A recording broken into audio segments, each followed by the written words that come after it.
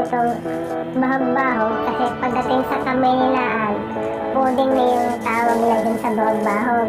So itong gagawin kong bahog-bahog guys, ito yung mga leftover na tinapay.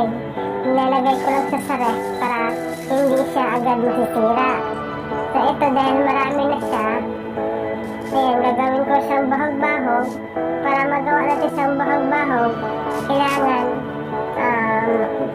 gutay-gutayin lang natin siya ng ganyan para maibabad natin siya sa fresh milk. Tapos maliwan sa fresh milk, nilalagay din ako ng condensed milk. Bali, itong dalawang ingredients lang yung ginagamit ko para dyan sa mixture ng bahog-bahog. Ayan, condensed sa fresh milk na talaga yung ginagamit ko dyan, pero napakasarap yan guys, promise. Ganito lang kadali yung paggawa ng bahog-bahog guys, mix-mix lang siya ng ganyan, at saka kailangan nabababad talaga siya sa gatas lahat. Kailangan pantay din talaga siya. So ganyan lang. Tapos kung sa tingin natin medyo marami siyang tubig, hindi dagdagan na lang siya ng dagdag na lang tayo ng dagdag ng tinapay. Pero dito naman hindi naman siya masilan, kaya wala namang dapat ikang mahala dito. Pwede nga lang dito yung tansya-tansyahan lang, hindi na kailangan ng tamang measurement. Tapos ito, naglalagay lang ako ng obvious flavor para nagkaroon naman siya ng kakaibang flavor din, kasi nung nakaraan kulay ko lang yung ginagamit ko, yung original na kulay ng bahog-bahog talaga yung ginamit ko dati. At saka pag nagkaroon man ako ng part 3 nitong aking bahog-bahog, baka kulay green naman ang nagamitin ko.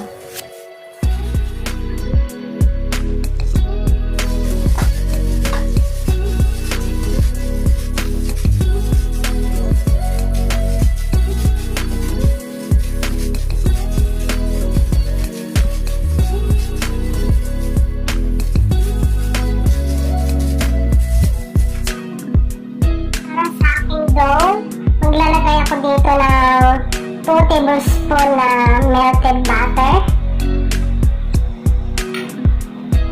1 tablespoon na sugar, white sugar,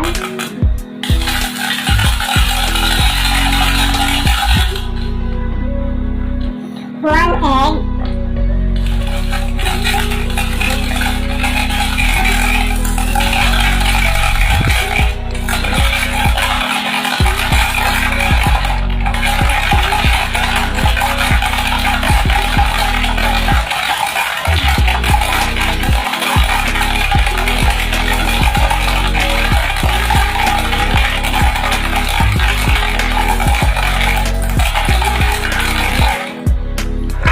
ilagay ko na yung aking flour, 1 cup of flour,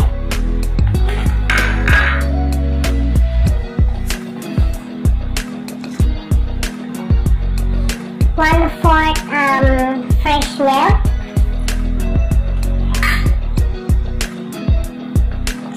1/8 tablespoon, 1/8 spoon ng baking powder,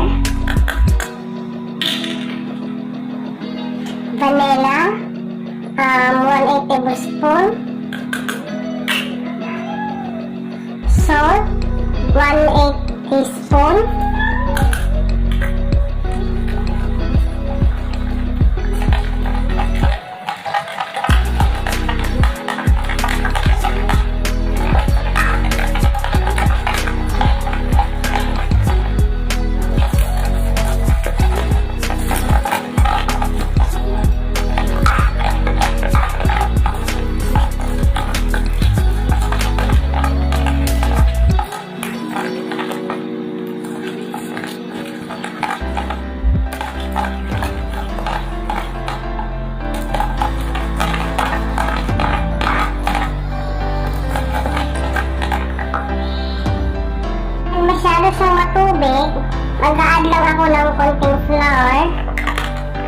konti-konti lang.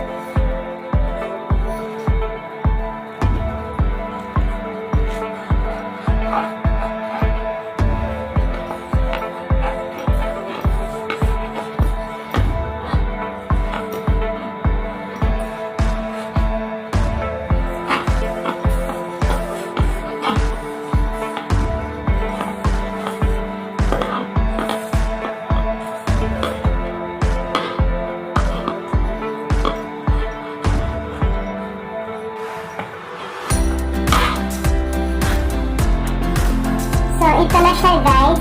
Yung 1 cup kanina, dahil masyado siyang matubig, dinagdagan ko lang siya ng mga 1/2 cup ulit na flour.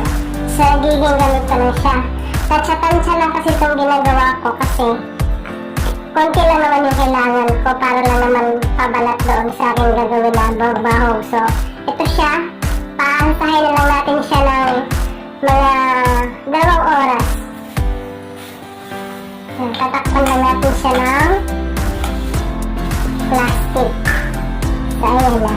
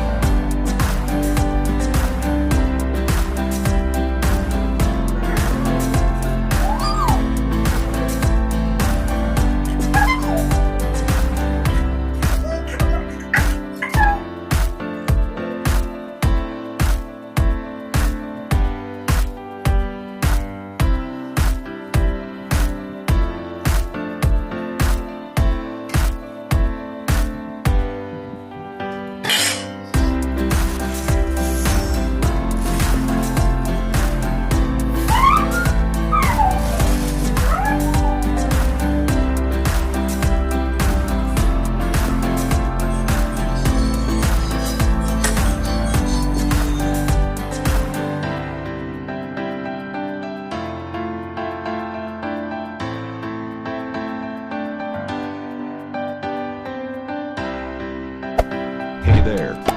Subscribe to my channel and also press this bell.